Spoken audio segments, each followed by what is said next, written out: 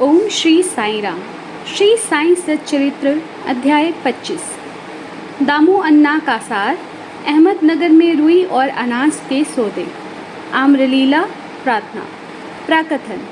जो अकारण ही सभी पर दया करते हैं तथा समस्त प्राणियों के जीवन व आश्रय दाता हैं, जो परब्रह्मा के पूर्ण अवतार हैं, ऐसे अहेतुक दया सिंधु और महान योगीराज के चरणों में साष्टांग प्रणाम कर अब हम यह अध्याय आरंभ करते हैं।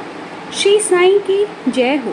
वे संत चूड़ामणि समस्त शुभ कार्यों के उद्गम स्थान और हमारे आत्माराम तथा भक्तों के आश्रयदाता हैं। हम उन साईनाथ की चरण वंदना करते हैं जिन्होंने अपने जीवन का अंतिम ध्येय प्राप्त कर लिया है। श्री साईं बाबा अनिर्वचनीय प्रेम स्वरूप हैं। हमें तो केवल उनके चरण कमलों में दृढ़ भक्ति ही रखनी चाहिए। जब भक्त का विश्वास दृढ़ और भक्ति परिपक्व हो जाती है तो उसका मनोरथ भी शीघ्र ही सफल हो जाता है। जब हेमांत पंत को साईं सच्चरित्र तथा साईं लीलाओं की रचने की तीव्र उत्कंठा हुई तो बाबा ने तुरंत ही वह पूर्ण कर दी। जब उन्हें स्मृति पत्र इत्यादि रखने की आज्ञा हुई तो हेमांत पंत में स्फूर्ति, बुद्धिमता, शक्ति तथा कार्य करने की क्षमता स्वयं ही आ गई। वे कहते हैं कि मैं इस कार्य के सर्वदा अयोग्य होते हुए भी श्री साईं के शुभ आशीर्वाद से इस कठिन कार्य को पूर्ण करने में समर्थ हो सका हूँ। फलस्वरूप यह ग्रंथ श्री साईं सच्चरित्र आप लोगों को उपलब्ध हो सका, जो एक निर्मल स्तोत्र या चंद्रकांतिमान के सदृश ही है, जिसमें से सदैव साईं लीला रूपी अमृत झरा करता है, ताकि पाठकगण जी भरकर उसका पान करें। जब भक्त पूर्ण अंतकरण से श्री साईं बाबा की भक्ति करने लगते हैं तो बाबा उसके समस्त कष्टों और दुर्भाग्यों को दूर कर स्वयं ही उसकी रक्षा कर रहे हैं। अहमदनगर के श्री दामोदर सामल राम रासनी कासार की निम्नलिखित कथा उपयुक्त कथन की पुष्टि करती है। दामू अन्ना। पाठकों को स्मरण होगा कि इन महाशय का प्रसंग 6वें अध्याय में शिरडी के रामनवमी उत्सव के प्रसंग में आ चुका है। ये लगभग सन 1815 में शिरडी पधारे थे, जबकि रामनवमी उत्सव का प्रारंभ ही हुआ था। उसी समय से वे एक जरीदार बढ़िया ध्वज इस अवसर पर भेंट करते तथा वहां एकत्रित गरीब भिक्षुकों को भोजन आदि कराया करते थे। दामू अन्ना के सौदे। पहला, रुई का सौदा। दामू अन्ना को बम्बई से एक मित्र ने पत्र लिखा कि वह उनके साथ साझेदारी में रुई का सौदा करना चाहते हैं, जिसमें लगभग 2 लाख रुपए का लाभ होने की आशा है। सन 1936 में नरसिंह स्वामी को दिए गए इस वक्तव्य में दामू अन्ना ने बतलाया कि रुई के सौदे का यह प्रस्ताव बम्बई के एक दलाल ने उनसे किया था, जो कि साझेदारी में हाथ खींचकर मुझ पर ही सारा बोझ डालने वाला था।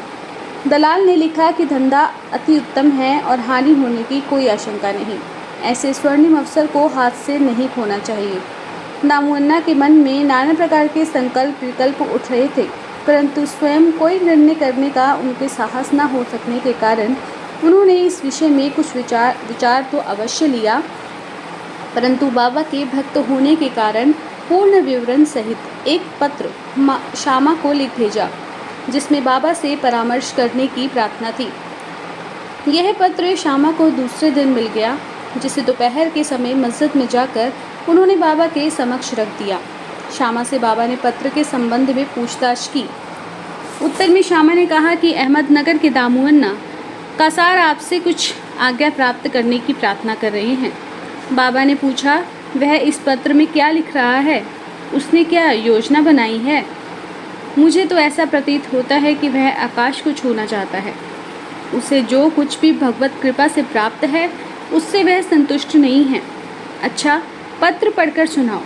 श्यामा ने कहा, जो कुछ आपने अभी कहा वही तो पत्र में लिखा हुआ है देवा। आप यहाँ शांत और स्थिर बैठकर हर भक्त को उद्विग्न कर देते हैं, और जब वे अशांत हो जाते हैं तो आप उन्हें आकर्षित कर किसी को प्रत्यक्ष और किसी को पत्रों के द्वारा यहाँ खींच देते हैं। जब आपको पत्र का आशय विदित ही है तो फिर मुझे पत्र पढ़ने के लिए विवश क्यों कर रहे हैं? बाबा कहने लगे कि श्यामा, तुम पत्र तो पढ़ो, मैं तो ऐसे ही अनाप शनाप बकता हूँ, मुझ पर कौन विश्वास करता है? तब श्यामा ने पत्र पढ़ा और बाबा उसे ध्यानपूर्वक सुनकर चिंतित होकर कहने लगे कि मुझे ऐसा प्रतीत होता है कि सेठ यानी दामू अन्ना पागल हो गया है। उसे लिख दो कि उसके घर किसी वस्तु का अभाव नहीं है, इसलिए उसे आधी रोटी में ही संतोष कर लाखों के चक्करों से दूर रहना चाहिए। श्यामा ने उत्तर लिखकर भेज दिया, जिसकी प्रतीक्षा उत्सुकतापूर्वक दामू अन्ना कर रहे थे। पत्र पढ़ते ही लाखों रुपए के लाभ होने की उनकी आशा पर पानी फिर गया। उन्हें उसी समय ऐसा विचार आया कि बाबा से परामर्श कर उन्होंने भूल की है, परंतु श्यामा ने पत्र में संकेत कर दिया कि देखने और सुनने में फ़र्क हुआ करता है, इसलिए श्रेयस्कर यही होगा कि स्वयं शिरडी आकर बाबा की आज्ञा प्राप्त करूं।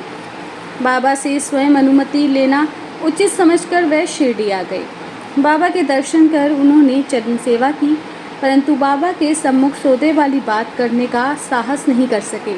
उन्होंने संकल्प किया कि यदि उन्होंने कृपा कर दी तो वह इस सौदे में से कुछ लाभांश उन्हें भी अर्पित कर देंगे।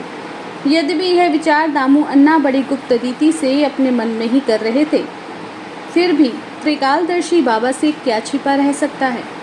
बालक तो मिष्ठान मांगता ही है, परंतु उसकी माँ उसे कड़वी औषधि ही देती है, क्योंकि मिठाई स्वास्थ्य के लिए हानिकारक होती है और इस कारण वह बालक के कल्याणार्थ उसे समझा बुझाकर कड़वी औषधि पिला दिया करती है। बाबा एक दयालु माँ के समान हैं। वे अपने भक्तों का वर्तमान और भविष्य सब जानते हैं, इसीलिए उन्होंने दामू अन्ना के मन की बात जानकर कहा कि बापू, मैं अपने को इस सांसारिक झंझटों में नहीं फंसाना चाहता। बाबा की अस्वीकृति जानकर दामू अन्ना ने यह विचार त्याग दिया। दूसरा सौदा, अनाज का सौदा। तब उन्होंने अनाज, गेहूं, चावल आदि अन्य वस्तुओं का धंधा आरंभ करने का विचार किया। बाबा ने इस विचार को भी समझकर उनसे कहा कि तुम रुपये का 5 सेर खरीदोगे और 7 सेर बेचोगे, इसलिए उन्हें इस धंधे का भी विचार त्यागना पड़ा। कुछ समय तक तो अनाजों का भाव चढ़ता ही गया और ऐसा प्रतीत होने लगा कि संभव है बाबा की भविष्यवाणी सत्य निकले। परंतु 2-1 मास के पश्चात ही सब स्थानों में पर्याप्त वृष्टि हुई, जिसके फलस्वरूप भाव अचानक ही गिर गए और जिन लोगों ने अनाज संग्रह कर लिया था उन्हें यथेष्ट हानि उठानी पड़ी। पर दामू अन्ना इस विपत्ति से बच गए। यह कहना व्यर्थ नहीं होगा कि रुई का सौदा, जो कि उस दलाल ने अन्य व्यापारी की साझेदारी में किया था, उसमें उसे अधिक हानि हुई। बाबा ने उन्हें बड़ी विपत्तियों से बचा लिया। यह देखकर दामू अन्ना का साईं चरणों में विश्वास दृढ़ हो गया और वे जीवन पर्यंत बाबा के सच्चे भक्त बने रहे। आम्रलीला। एक बार गोवा के एक मामलतदार ने, जिनका नाम राले था, लगभग 300 आमों का एक पार्सल श्यामा के नाम शिरडी भेजा। पार्सल खोलने पर प्राय सभी आम अच्छे निकले। भक्तों में इनका वितरण का कार्य श्यामा को सौंपा गया। उनमें से बाबा ने 4 आम दामू अन्ना के लिए पृथक निकाल कर रख लिए। दामू अन्ना की 3 स्त्रियां थीं, परंतु अपने दिए हुए वक्तव्य में उन्होंने बतलाया कि उनकी केवल 2 ही स्त्रियां थीं। वे संतानहीन थे, इसी कारण उन्होंने अनेक ज्योतिषियों से इसका समाधान कराया और स्वयं भी ज्योतिष शास्त्र का थोड़ा सा अध्ययन कर ज्ञात कर लिया कि जन्म कुंडली में एक पाप ग्रह के स्थित होने के कारण इस जीवन में उन्हें संतान का मुख देखने का कोई योग नहीं है।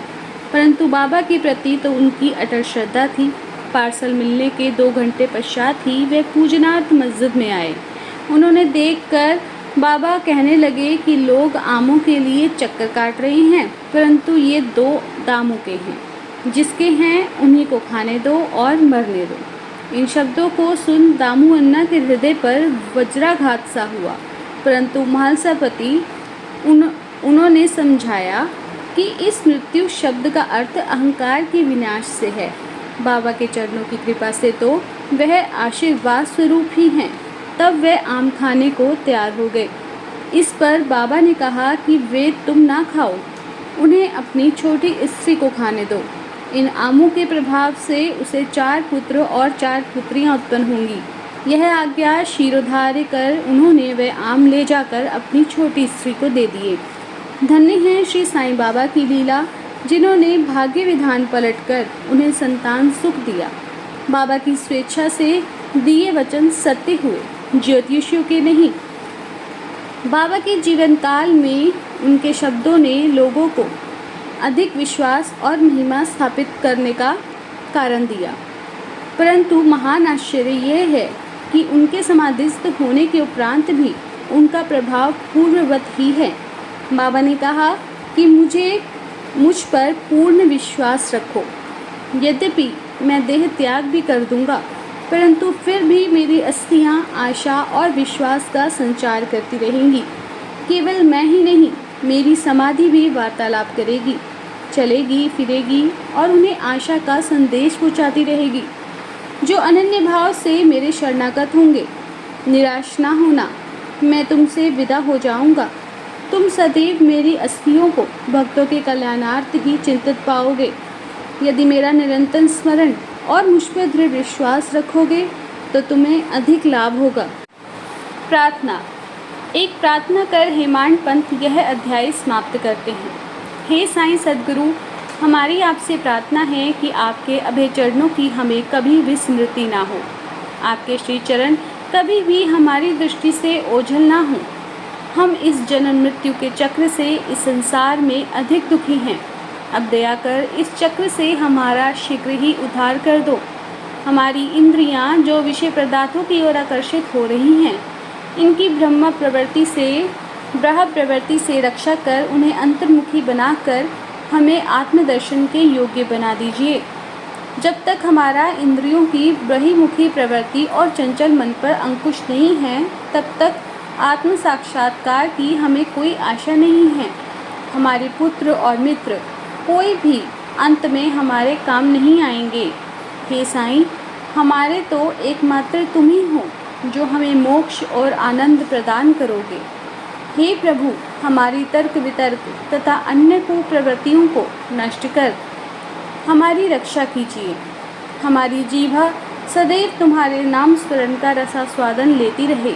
हे साईं, हमारे अच्छे बुरे सब प्रकार के विचारों को नष्ट कर दो। प्रभु, कुछ ऐसा कर दो कि जिससे हमें अपने शरीर और ग्रह में आसक्ति ना रहे। हमारा अहंकार सर्वथा निर्मूल हो जाए और हमें एकमात्र तुम्हारे ही नाम की स्मृति बनी रहे तथा शेष सबका विस्मरण हो जाए। हमारे मन की अशांति को दूर कर उसे स्थिर और शांत करो। हे साईं, यदि तुम हमारे हाथ अपने हाथ में ले लोगे तो अज्ञान रूपी रात्रि का आवरण शीघ्र ही दूर हो जाएगा और हम तुम्हारे ज्ञान प्रकाश में सुखपूर्वक विचरण करने लगेंगे। यह जो तुम्हारा लीला अमृत पान करने का सौभाग्य हमें प्राप्त हुआ तथा जिसने हमें अखंड निद्रा से जागृत कर दिया है, यह तुम्हारी ही कृपा और गत जन्मों के शुभ कर्मों का फल है। विशेषतः इस संबंध में श्री दामू अन्ना के उपरोक्त कथन को उद्धृत किया जाता है, जो कि ध्यान देने योग्य है। एक समय जब मैं अन्य लोगों सहित बाबा के श्री चरणों के समीप बैठा था तो मेरे मन में दो प्रश्न उठे। उन्होंने उनका उत्तर इस प्रकार से दिया: जो जन समुदाय श्री साईं के दर्शनार्थ शिरडी आते हैं, क्या उन सभी को लाभ पहुंचता है? इसका उन्होंने उत्तर दिया कि बोर लगे आम वृक्ष की ओर देखो। यदि सभी बोर फल बन जाएंगे तो आमों की गणना भी नहीं हो सकेगी। परंतु क्या ऐसा होता है?